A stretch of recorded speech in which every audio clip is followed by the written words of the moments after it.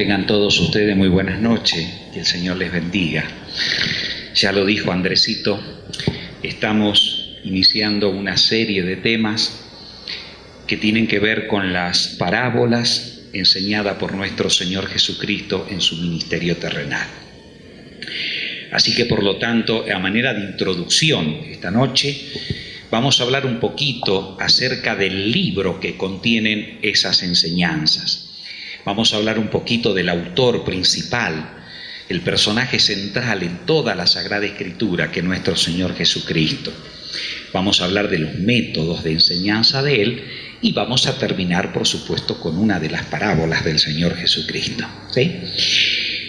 Entre todos los libros escritos, leídos o no leídos, que el género humano haya podido consignar con relación al origen de nuestra existencia, al origen del hombre, ya sea en los diferentes pueblos de la tierra, que normalmente llamamos el mundo pagano, en todos los libros de ciencia, donde las diferentes disciplinas explican acerca del origen del hombre desde un punto de vista mayormente evolucionista. Las Sagradas Escrituras es un libro que no tiene igual. Es el libro, como lo llamara aquel educador argentino don Domingo Faustino Sarmiento, el libro padre de todos los libros. O como le llamara aquel gran escritor español don Juan Donoso Cortés, el libro por excelencia. Es el libro que mantiene siempre una frescura permanente, que no se marchita. Es el libro que lo dice siempre a las cosas de una manera que nunca pide perdón. Es el libro que lo ve todo, que lo sabe todo. ¿Saben ustedes que desde el punto de vista humano, la Sagrada Escritura tendría que ser el libro que más rápido hubiera tenido que desaparecer del planeta Tierra, desde el punto de vista humano? ¿Por qué razón? Porque fue escrito en un periodo de 1600 años de historia. O sea, comenzó a escribirse con Moisés. Moisés fue el primer instrumento que Dios escogió para escribir este libro, y terminó de escribirse en el ministerio apostólico con el apóstol San Juan. Si nosotros tomamos el cómputo histórico, fueron 1600 años aproximadamente de historia. Por otro lado, no fue escrito por una sola persona en 1600 años, son por lo menos 40 autores que suman en total los escritores bíblicos. Fueron hombres de distintos intelectos, hombres desde el punto de vista de la letra humana muy sabios, legisladores, poetas, escribas, pero otros muy sencillos, hombres rudos del campo, humildes pescadores, ¿verdad? Así que bien heterogéneas las capacidades que formaron parte para la redacción de las Sagradas Escrituras. Por otro lado, fueron hombres de distintos continentes: Asia, África y Europa. Así que se imaginan ustedes un libro escrito durante 1600 años por distintos hombres, de distintas culturas, de distintos lugares geográficos, de distintos idiomas, griego, hebreo y arameo. Realmente este libro no hubiera tenido que existir si hubiera sido solamente fruto de la invención humana. Pero ¿por qué este libro ha soportado todas las pruebas del tiempo? ¿Por qué la Biblia sigue siendo el libro más leído en el mundo, como también sigue siendo el libro más atacado? ¿Por qué la Biblia sigue siendo el libro que la mayor parte del género humano busca para leerlo?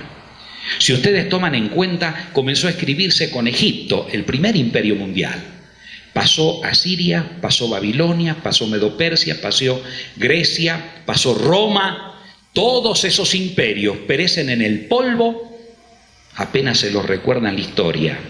Pero la Biblia sigue siendo la Biblia. Así que por lo tanto, el libro, padre de todos los libros, es el libro por excelencia. Es el libro realmente que nos dice todo, que lo sabe todo.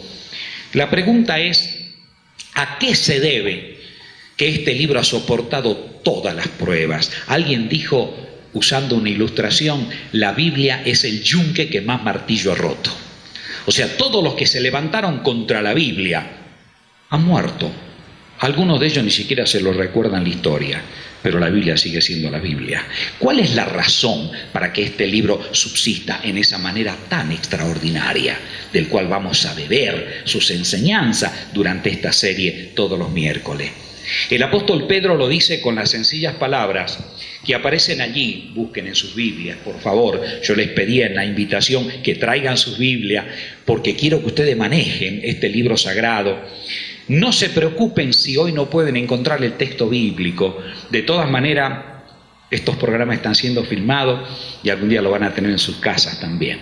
Así que, por lo tanto, ¿verdad? En el Evangelio, en la epístola, del apóstol San Pedro, nosotros nos encontramos allí con la segunda epístola del apóstol San Pedro. Él dice en el capítulo 1, el verso 20 y 21 lo siguiente: entendiendo primero esto, que ninguna profecía de la Escritura es de interpretación privada, porque nunca la profecía fue traída por voluntad humana, sino que los santos hombres de Dios hablaron siendo inspirados por el Espíritu Santo. ¿Qué dice el apóstol Pedro? Que no fue traída por invención humana, que Pablo escribió, que Moisés escribió, que Isaías escribió, es verdad. Y que el lenguaje que usaron es imperfecto, porque el lenguaje humano es verdad también. ¿Saben cuál es el dilema de Dios para la humanidad? Él no podía hablar en un lenguaje celestial. Él tenía que usar el vehículo imperfecto del lenguaje humano. Por ejemplo, el mismo dilema que encontraría un profesor de física para hablarle a los niños del kinder de física cuántica, por ejemplo. ¿Qué entienden los niños? Bueno, lo mismo es el dilema de Dios para hablarle a la humanidad caída. Entonces Dios tiene que usar el vehículo imperfecto humano, pero eso no significa que el mensaje no sea divino. Eso no significa que la verdad que expresa no sea la verdad de Dios. Por eso es que el apóstol Pablo, también escribiéndole a su discípulo Timoteo, allí en la segunda carta que escribe el apóstol San Pablo a Timoteo, en el capítulo 3, dice allí: toda la Escritura, verso 16, toda Escritura es inspirada por Dios y útil para enseñar, para redarguir, para corregir, para instruir en justicia, a fin de que el hombre de Dios sea perfecto, enteramente preparado para toda buena obra. Toda Escritura es inspirada por Dios y útil para enseñar, para preparar, para corregir, para que los seres humanos seamos preparados, dice, para toda buena obra. Esa es entonces la riqueza y la inspiración de las Sagradas Escrituras. Muy bien, durante el transcurso de las parábolas vamos a ir viendo diferentes tópicos que tienen relación con la autoridad que tienen las Sagradas Escrituras. Vamos a hablar un poco esta noche entonces acerca del personaje central de las Escrituras, nuestro Señor Jesucristo, el autor de las enseñanzas que vamos a ir viendo a través de las parábolas. ¿Saben ustedes que si nosotros pudiéramos tomarla la Biblia y compararla con un globo terráqueo, el eje central sobre el cual gira todo es el Señor Jesucristo? Todo el glorioso plan de la redención, desde Génesis hasta Apocalipsis, gira en torno a la persona de Él. Desde que el hombre fue creado y éste cayó en pecado, en el mismo escenario del Edén ya aparece la figura del Señor Jesucristo como el Mesías prometido. Ahí en el capítulo 3 y verso 15 aparece la primer promesa. Hay algunos versos que no lo vamos a buscar en la Biblia esta noche, pero lo vamos a mencionar, ¿verdad? Génesis 3:15, ahí donde Dios le habla a la serpiente. Por supuesto, la serpiente era solamente el disfraz, era el mediums. Allí se dio la primera sesión espiritista en la tierra, Satanás tomando como medium a la serpiente y hablando a través de ella. Y el Señor entonces se dirige y le habla de la simiente de la mujer. Esa simiente es Cristo según la Biblia. Y finalmente la simiente de la mujer heriría en la cabeza a Satanás. O sea, el Señor Jesucristo en todo su programa de redención tenía 3 etapas gloriosas. La primera, el Cordero de Dios que tenía que venir y morir por la humanidad, que fue simbolizado allí en el Edén también. Ustedes recuerdan que Adán y Eva fueron y cogieron hojas de higueras, dice, para cubrirse. Pero dice que el Señor le hizo vestiduras de pieles y los vistió. Esas pieles no eran sintéticas. Para que haya pieles tenía que haber habido muerte en el Edén.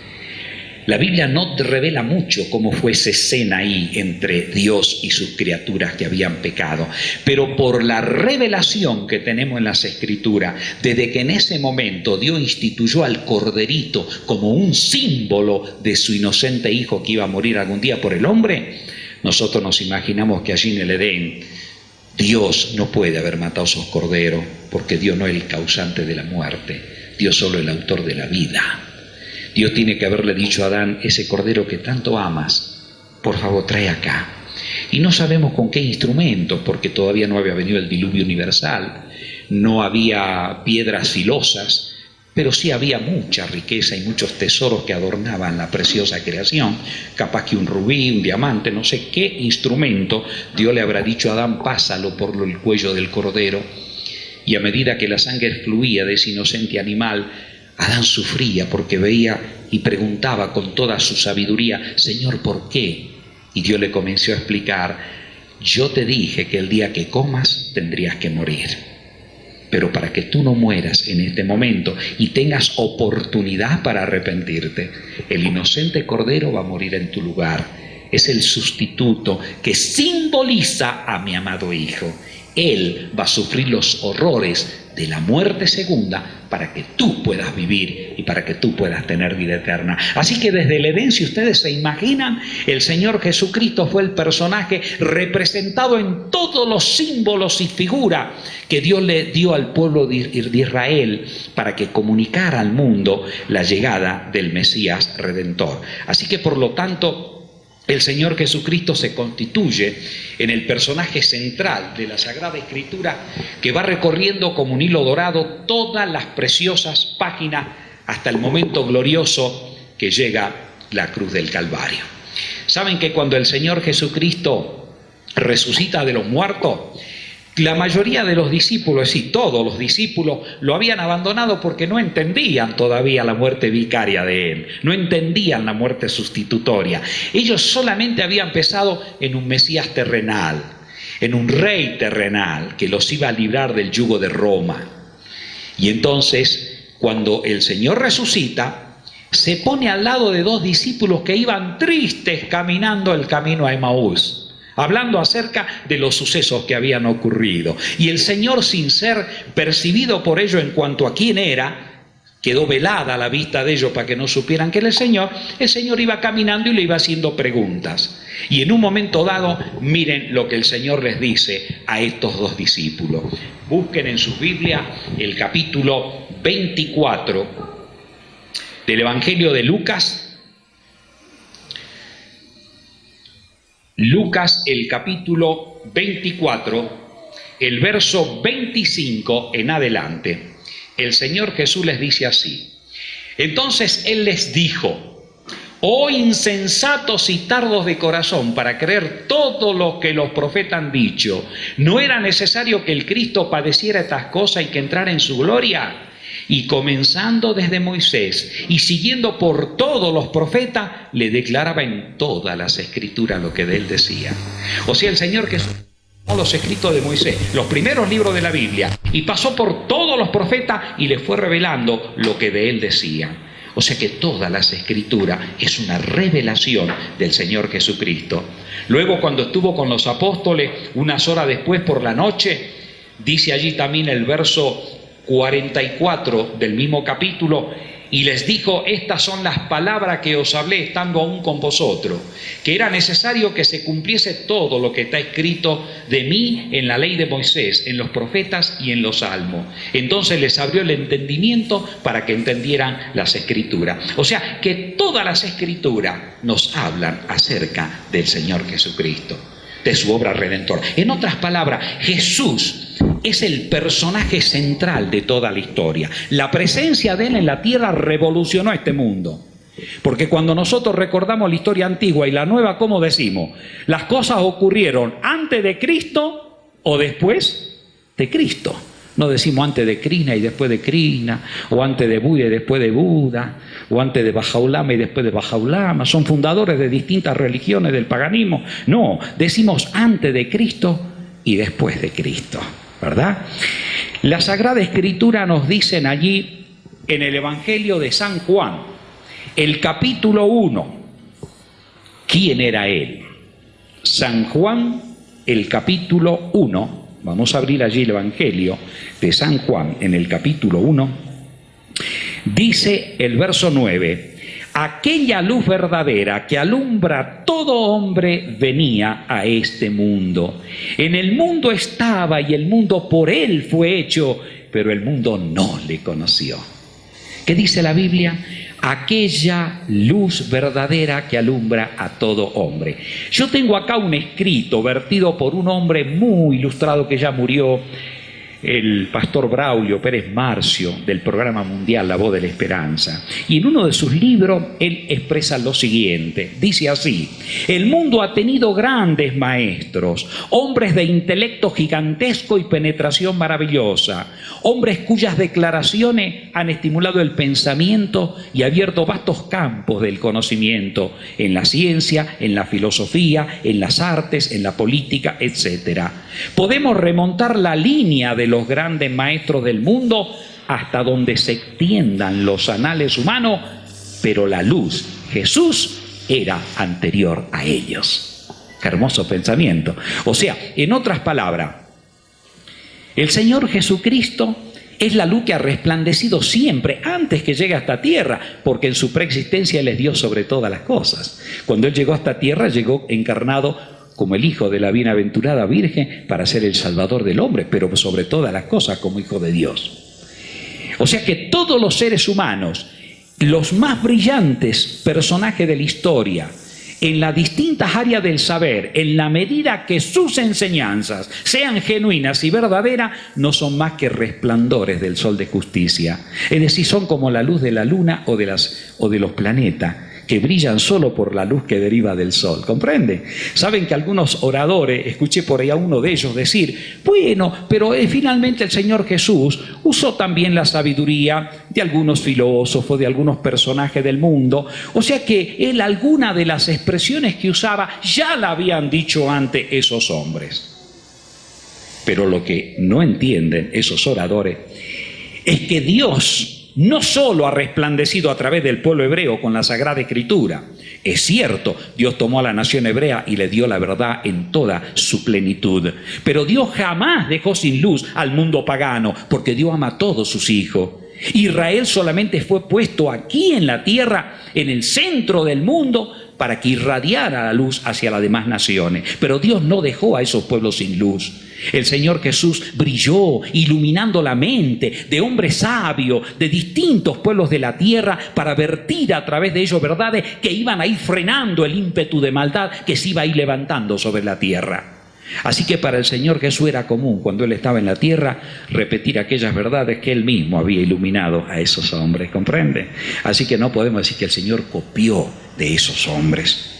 Otros dicen, por ejemplo, ¿de dónde tenía tanta sabiduría? Si no se dice nada en la Biblia de la adolescencia, de la juventud de Jesús. Parece que Él fue a aprender de los monjes del Tíbet sabiduría y recién aparece a los 30 años en el escenario.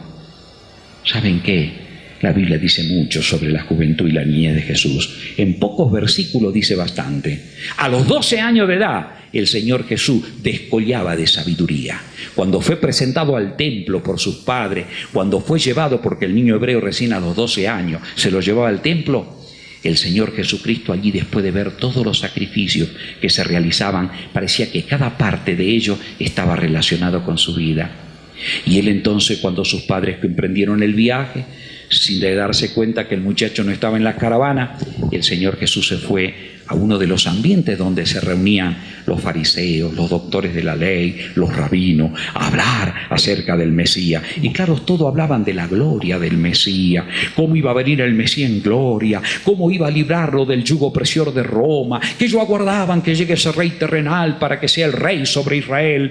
Y entonces el Señor Jesús, me imagino, porque no dice en la Escritura qué les dijo, pero yo me imagino que el Señor Jesús le habrá dicho, ¿y qué pasa con el siervo sufriente que habla Isaías 53, que como cordero fue llevado al matadero, como oveja delante de sus trasquiladores, enmudeció y no abrió su boca. Y el Señor le había hablado bastantes profecías que hablaban del sufrimiento del Mesías. Y dice que aquellos hombres doctos se maravillaban de escuchar las palabras del Señor Jesucristo. A tal punto dice que se asombraban, y cuando sus padres lo encontraron, dice que lo vieron oyendo y preguntándole, y se maravillaba a los 12 años. Y las Escrituras dice que el niño fue y se mantuvo sujeto a sus padres, y que el niño Jesús crecía en sabiduría para con Dios y para con los hombres. Así que dice mucho las Escrituras. ¿Y saben qué más dice? Que los adolescentes y los jóvenes deben estar en la casa de sus padres y no salirse de ahí hasta que lleguen a la mayoría de edad, hasta que sean profesionales, hasta que sean bien educados, hasta que se preparen para ser útiles en la vida. Cuando un joven y una señorita se va temprano de su casa, empieza a golpearse fuerte en este mundo. Y muchas veces tienen que volver nuevamente humillado y arrepentido a sus papás. Así que Jesús hasta fue un ejemplo para los adolescentes y los jóvenes. Por eso la Biblia no habla mucho del ministerio de Él, pero lo que dice es suficiente para darnos a entender que el Señor Jesucristo tiene una sabiduría que sobrepasa a toda mentalidad humana. ¿Saben cuántos años predicaron en este mundo Aristóteles, Platón y Sócrates juntos? 120 años. Uno de ellos lo hizo durante 50, el otro durante 40, el otro durante 30, suman 120 años. Jesús Nazareno solo predicó 3 añitos y medio. Pero la influencia de Jesús Nazareno lo sobrepasa a ellos y a muchos más que queramos poner en la lista. Así que por lo tanto, fíjense que la importancia que reviste la persona de nuestro Señor Jesús como maestro es la importancia más brillante y extraordinaria que nosotros podemos encontrar en las Sagradas Escrituras. Muy bien, ¿por qué debemos estudiar las parábolas? Ya hemos hablado acerca de las Escrituras, del autor de ellas, y ahora vamos a emplear y ver un poquito acerca de los métodos de enseñanza. ¿Por qué razón tenemos nosotros que estudiar las parábolas? Mateo capítulo 13, versos 34 y 35. Evangelio según Mateo, el capítulo 13, verso 34 y 35. Dice allí: todo esto habló Jesús por parábolas a la gente, y sin parábolas no les hablaba, para que se cumpliese lo dicho por el profeta cuando dijo: abriré en parábolas mi boca, declararé cosas escondidas desde la fundación del mundo. O sea, ¿qué es lo que vamos a estudiar a través de las parábolas?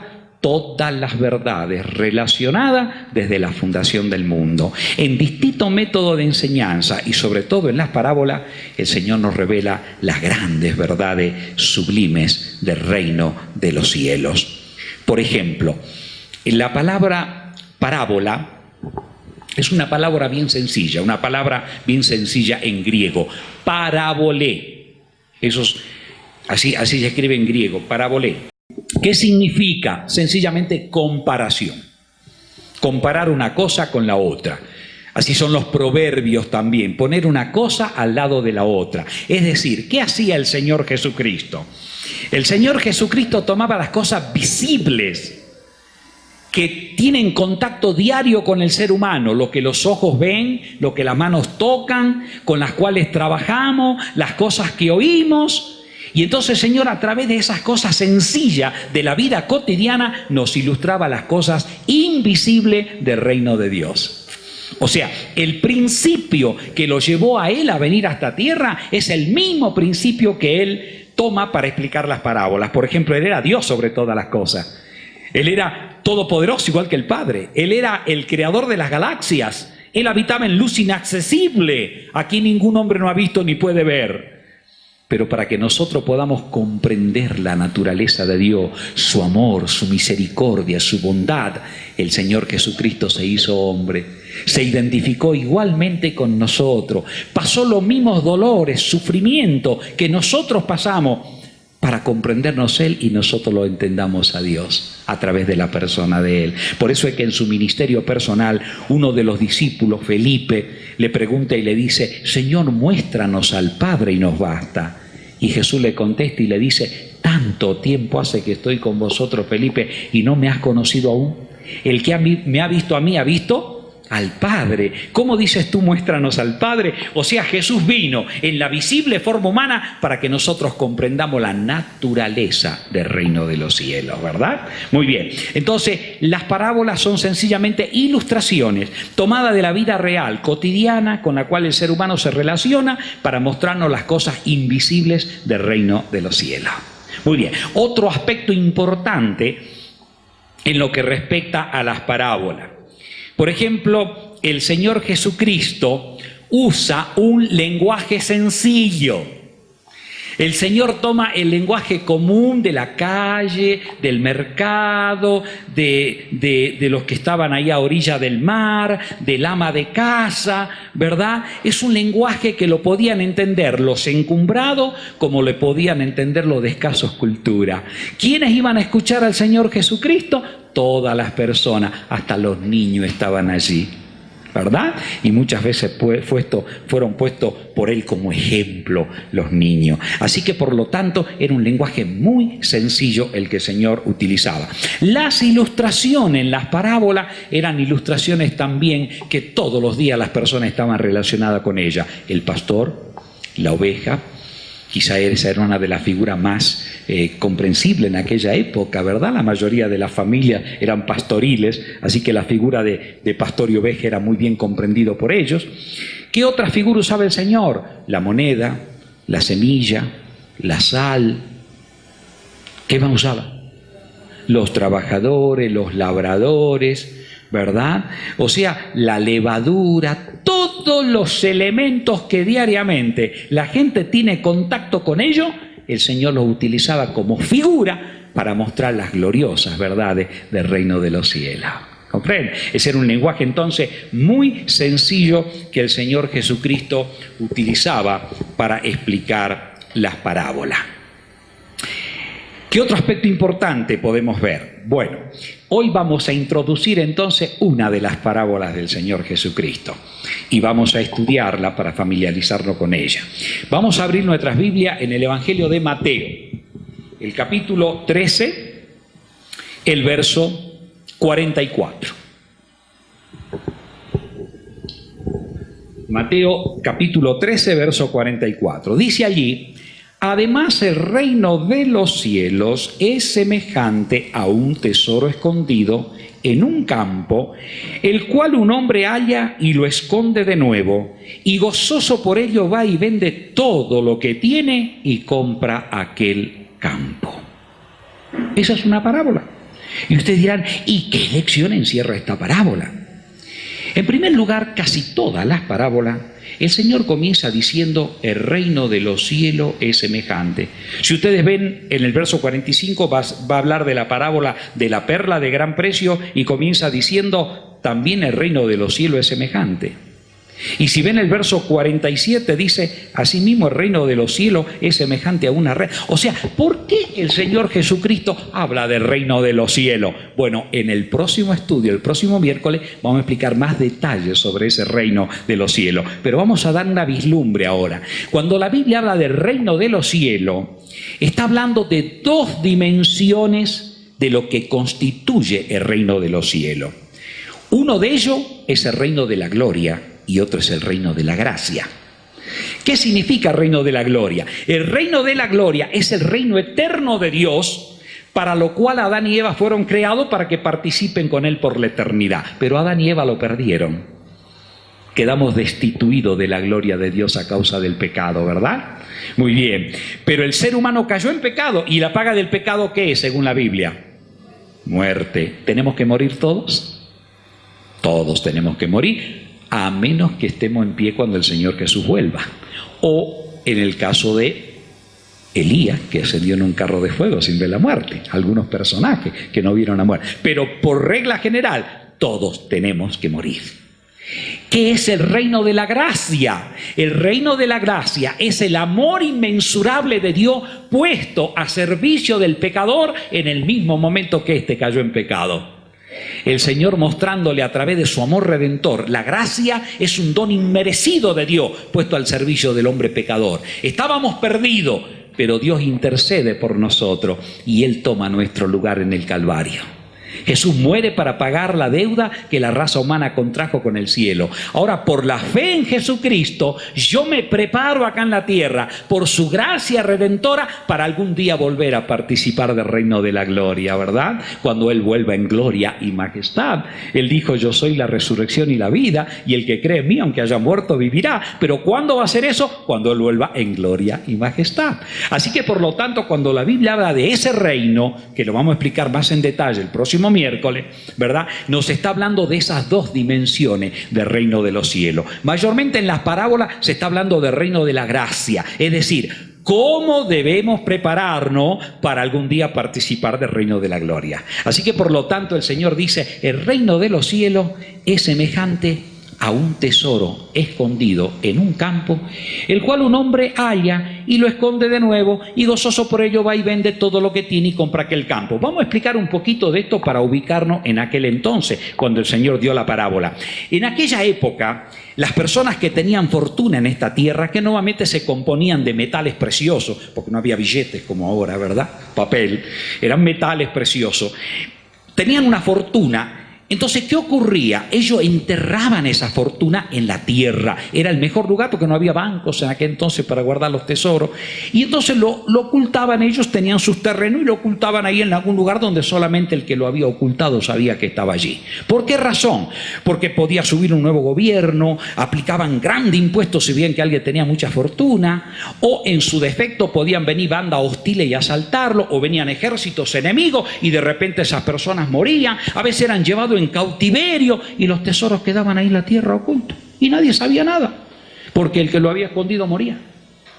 Y entonces de repente una persona arrendaba un terreno para trabajarlo y empezaba a ararlo al terreno y de repente ¡pum!, se topaba con un tesoro de eso y decía, ¿será que este dueño lo ocultó? Pero por las características a lo mejor del metal me parece que tiene muchos siglos. Lo volvía a tapar y iba y le decía al dueño, señor, ¿usted me vende el terreno? Y el dueño le decía, sí. ¿Cuánto pide? Le decía, tanto. El hombre sabía que el terreno ese valía muchísimo más porque había un tesoro. Quiere decir que ese hombre no era el dueño de ese tesoro, por eso pedía tan bajo precio por el terreno. Entonces el hombre decía, está bien, se lo voy a comprar. Pero como él no tenía suficientes recursos, se iba a su casa, tampoco le comentaba a la esposa ni a los hijos, porque podían abrir la boca y se le iba todo su negocio. Entonces el hombre iba y empezaba a vender vacas, bueyes y todo lo que podía. Y la familia, pero estás loco, ¿qué estás haciendo? Es que ustedes no saben, tiene que comprarse terreno que es muy valioso. Pero ¿cómo va a ser tan valioso si mira las características que tiene? No vale tanto. ¿Cómo te vas a deshacer de todo lo que tú tienes para comprar? El hombre sabía que no estaba loco. El hombre sabía que había algo de mucho valor allí, ¿verdad?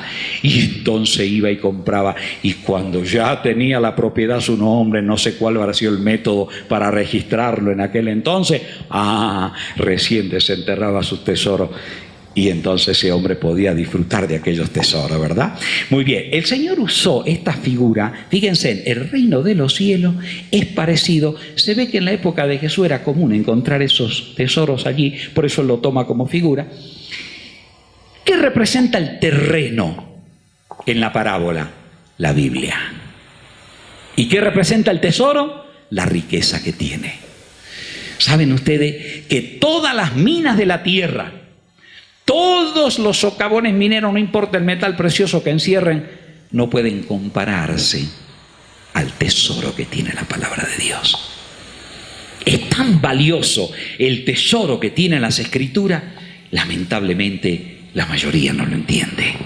Pero miren cómo el Señor Jesucristo, al hablar de esto, Él expresa algo muy interesante. Miren lo que dice el Señor Jesucristo allí. Mateo 16, 26 y 27.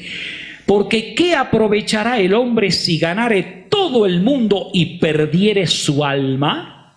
¿O qué recompensa dará el hombre por su alma?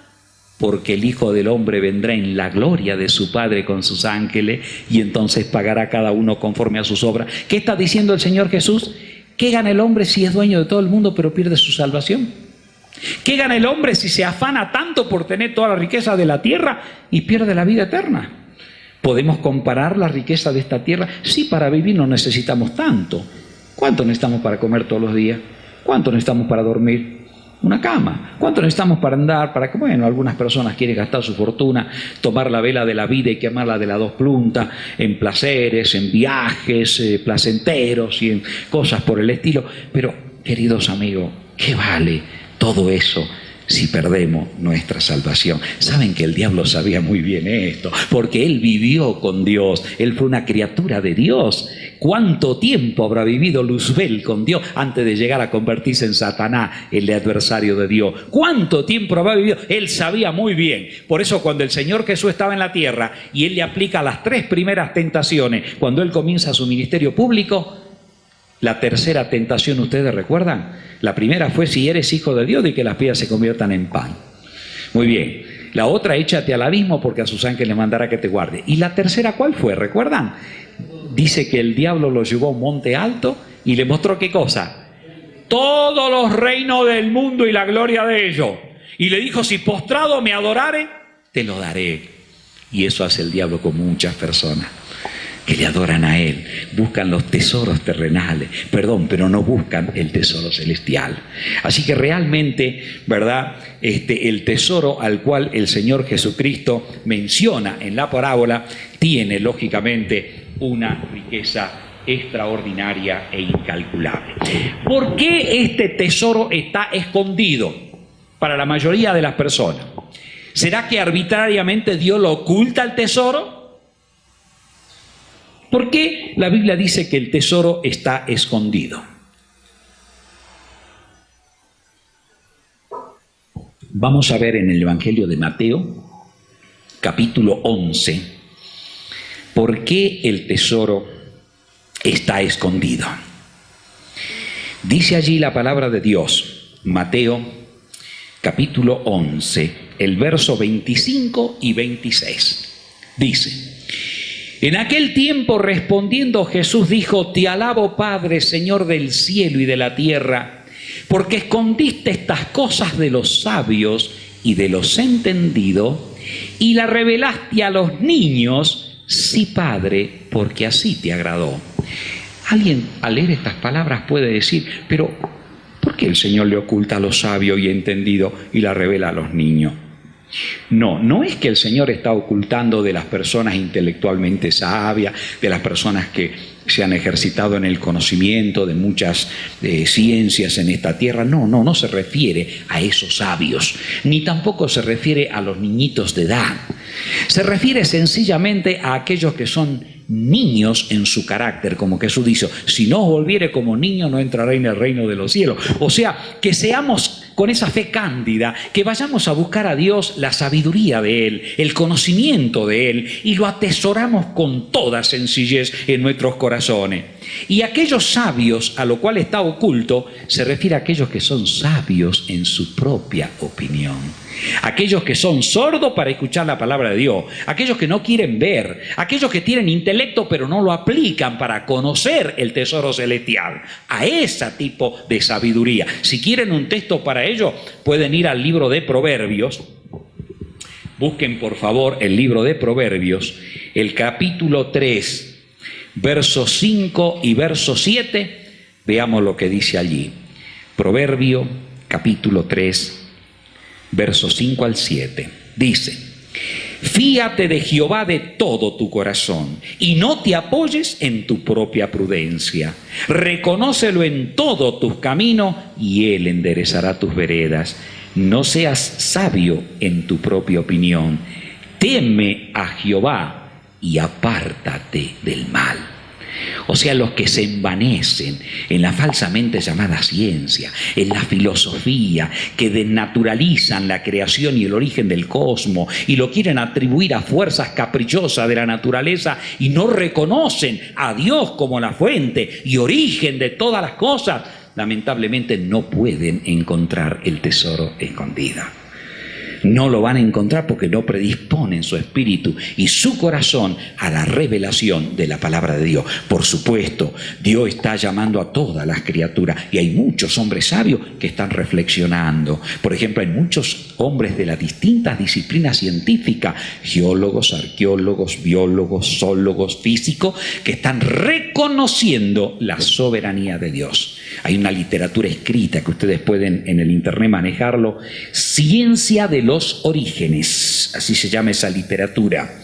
Hay un centro de esta especialidad en los Estados Unidos, Ciencia de los Orígenes, y allí ustedes van a encontrar a científicos que aportan aspectos creacionistas en una forma extraordinaria y maravillosa, reconociendo la importancia de la palabra de Dios. Muy bien, ¿de qué otra manera el tesoro está escondido? Ustedes saben que al pueblo hebreo Dios los llama, de entre todos los pueblos de la tierra, ¿verdad? Dios llama a la nación hebrea. No la llama como los privilegiados de Dios, no. Ni por ser el más importante de todos los pueblos, tampoco.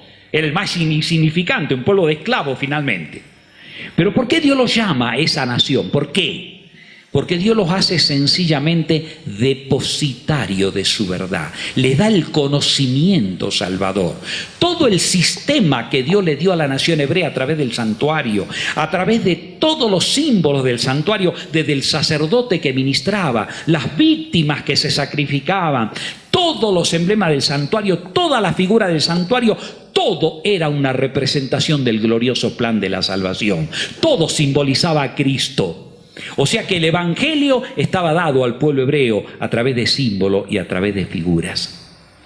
Pero lamentablemente, ¿qué pasó con el pueblo hebreo? ¿Cómo es que ellos oscurecieron la gloria de la verdad? ¿Por qué la oscurecieron? Si a ellos les fue dado como personas en los cuales debían comunicar esa luz. Por eso es que el Señor, al tomar el templo, ¿verdad?, al ver todo cómo se llevaban a cabo los sacrificios, cómo se negociaban con los corderitos, ya habían perdido el significado ellos de todo eso, solamente veían el negocio por ahí, ¿verdad? Y el Señor tomó el látigo. Claro, no fue que se ligó a latigazos con todo, sino que ese látigo parecía una espada flamígera en la mano de Cristo. Y aquellos doctos, aquellos hombres que impartían sabiduría al pueblo religiosa, lamentablemente estaban tan lejos de impartir la verdad que huyeron ante la presencia de Jesús. ¿Y qué le dijo Jesús? Mi casa será llamada casa de oración para todos los pueblos, para todo.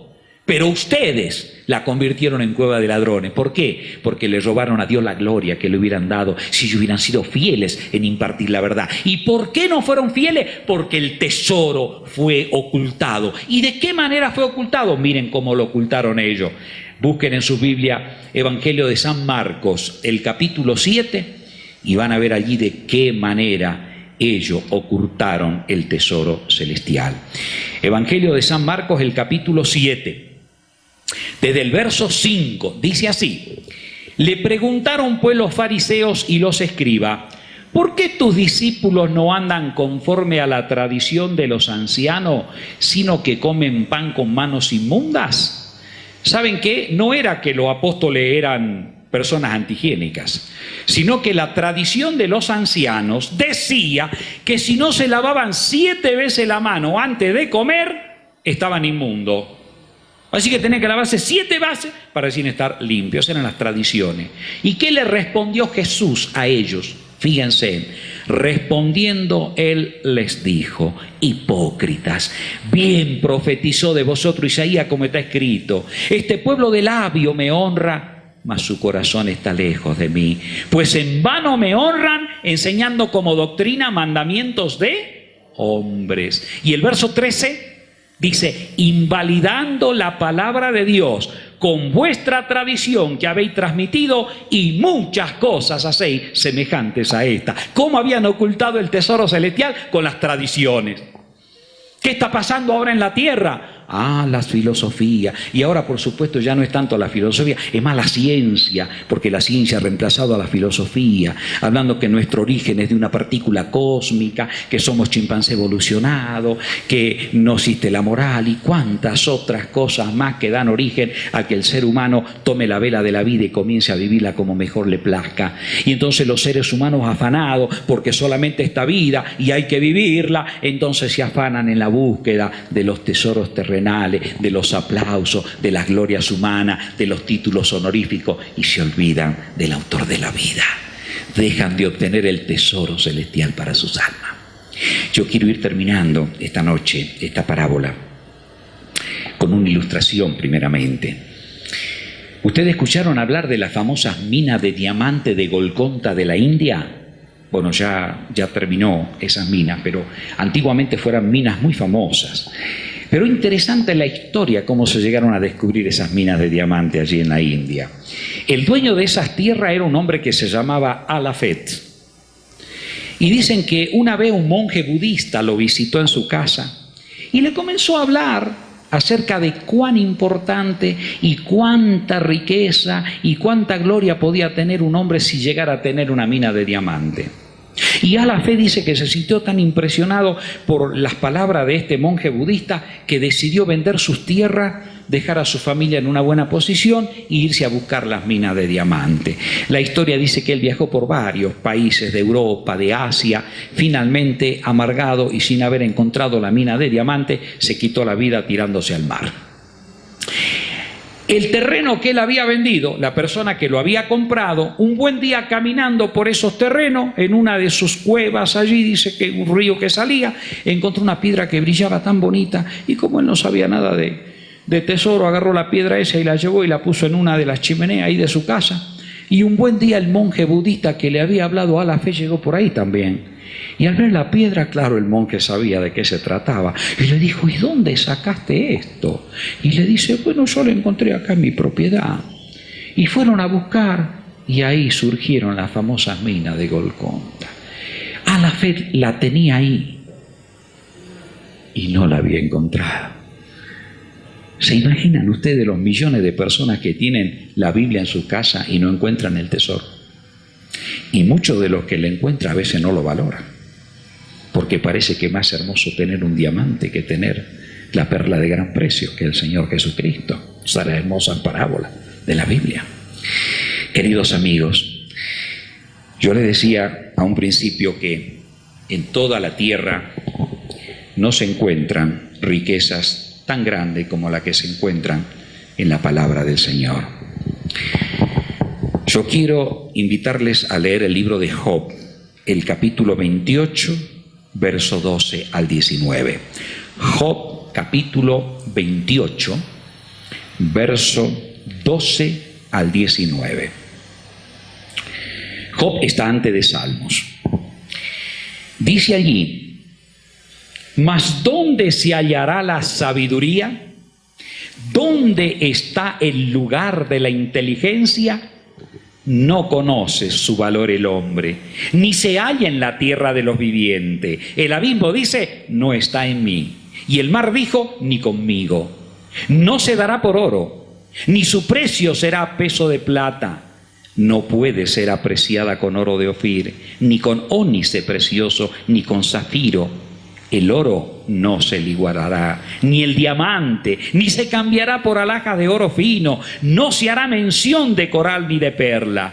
La sabiduría es mejor que las piedras preciosas, no se igualará con ello. Topacio de Topía no se podrá apreciar con oro fino. ¡Qué tremenda ilustración! Nada puede compararse a la sabiduría. ¿Y qué es la sabiduría según la Biblia? El principio de la sabiduría, dice Proverbio, ¿es qué cosa? El temor a Dios. Es reconocer que Él es el soberano, es saber que Él es nuestro Padre, que Él nos sustenta, que Él nos da vida, que Él nos trajo la redención por medio del sacrificio expiatorio de nuestro Señor Jesucristo. Y los últimos versículos que vamos a leer están en Mateo capítulo 6, versos 19 y 20. San Mateo capítulo 6, verso 19 y 20. Dice allí la palabra de Dios: no os hagáis tesoros en la tierra donde la polilla y el orín corrompen y donde ladrones minan y hurtan. Y bien lo sabemos nosotros ahora que no hay seguro en las casas. Le podemos poner un candado muy fuerte, pero los ingeniosos saben cómo abrirlo. Y en plena luz del día, amigo, le desvalijan la casa a cualquiera. ¿verdad? Por eso dice la Biblia, en vano vela la guardia si Jehová no velare, ¿no? Miren si no hay razón para arrimarse a Dios, al tesoro celestial. Sino haceos tesoros en el cielo, donde ni la polilla ni el orín corrompen, y donde ladrones no miran ni hurtan, porque donde está vuestro tesoro, allí estará también vuestro corazón. Así que, queridos amigos, yo les digo sinceramente, ¿valía la pena usar esta hora para estudiar la Biblia? ¿Vale la pena enriquecernos con las preciosas enseñanzas del Señor Jesucristo? Yo sé que todos tenemos ocupaciones, porque en esta vida tenemos que trabajar. Después del pecado, el Señor dijo, con el sudor de tu rostro comerás el polvo, comerás el pan hasta que vuelvas al polvo. No dijo, comerás hasta que te jubiles, ¿no? Bueno, ahora tenemos el privilegio de jubilarnos. Pero el Señor dijo, hasta que vuelvas al polvo. O sea, los afanes de esta vida nos llevan hasta el momento que nos depositan, ¿verdad?, en el féretro. Así que realmente, mis queridos amigos, vale la pena invertir un poquito de tiempo con Dios. Ahora yo quiero pedirle esta noche algo más. ¿Cuántos de ustedes quisieran el próximo miércoles tener un libro de obsequio? Bueno, para tenerlo tienen que sencillamente traer 3 visitas nuevas que no tuvieron hoy día. ¿Sí? Si ustedes traen 3 visitas nuevas que no tuvieron hoy día, ustedes van a recibir un libro de obsequio. ¿Sí? Pero escúcheme, yo sé que ustedes no necesitan ningún obsequio, porque creo que después de haber escuchado la palabra de Dios, ¿quién no quiere compartirlo con un ser amado, con un amigo, con un hermano, con un pariente, con un vecino? Porque para eso queremos tener estas reuniones, ¿verdad? Para que todos puedan enriquecerse con la palabra de Dios.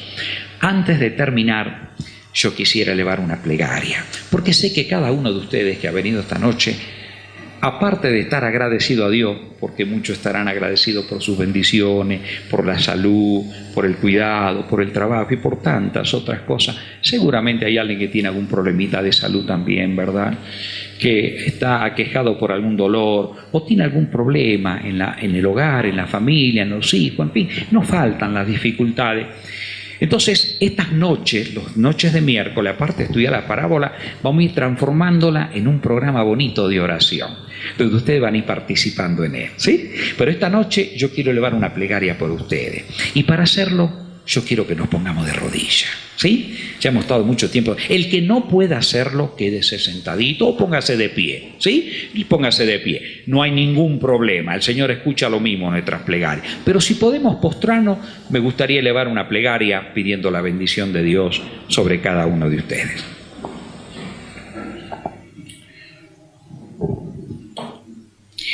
Amantísimo Padre nuestro que estás en los cielos, muchísimas gracias, oh Dios, por la bendita palabra tuya.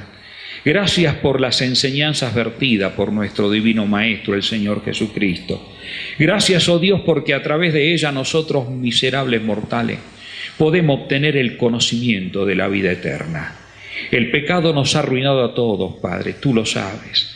Pero aquí estamos como pecadores dispuestos a reconocer que tan solo mediante Jesucristo podemos alcanzar la vida eterna.